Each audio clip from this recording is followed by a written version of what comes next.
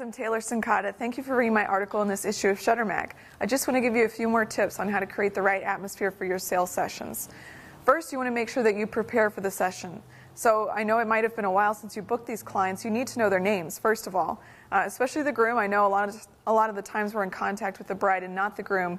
But if he walks in and you say hi, and you don't know his name, you look really unprofessional and they feel like you don't really care about them.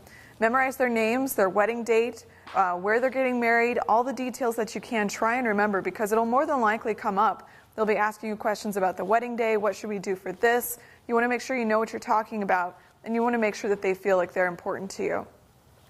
Also, you want to make sure you check their package. They could be in a pre-purchased package where they get maybe a guest book, maybe a poster frame. Those are things that you're going to have to pick out during an engagement sales session. So before they walk in, make sure you know the things that you have to pick out. That way you're reminding them you need to pick this out, not them reminding you. That's really bad if it comes to that. Another thing with sound is, just as it's important to have music, it's also important to make sure that there aren't any disturbances, such as cell phones, studio phones, people talking, laughing, that sort of thing. So I do a lot to make sure I've got the right type of music, the right atmosphere, and I make sure all my employees know that I'm about to go into a sales session, so keep it down. There's been a few times where I'm in the middle of a session, I do all this work to create this intimate atmosphere, and then I hear people laughing in the background, and suddenly my client's like, oh, we're not the only ones here, there's other people here.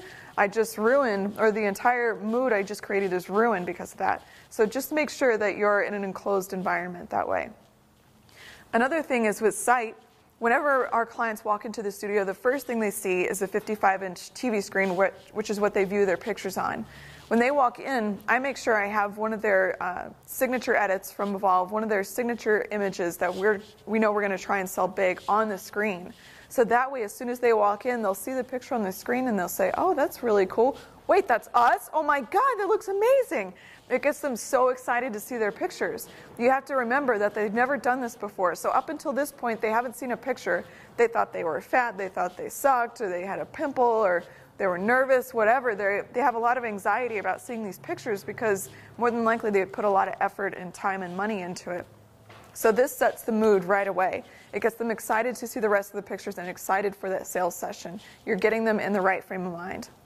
Another thing is smell. Obviously, you want things to smell nice, but smell fresh. You don't want anything too overpowering, like I know cinnamon can be a strong smell. Just make sure it's subtle and it's clean smelling. You don't want to identify with a really specific scent, whether it's lavender. Some people hate lavender, so just make sure it's kind of a neutral, soft smell. Well, I hope those things help, and I hope you have a great sales session. Just keep these tips in mind, and I'm sure you'll have a great atmosphere for your clients.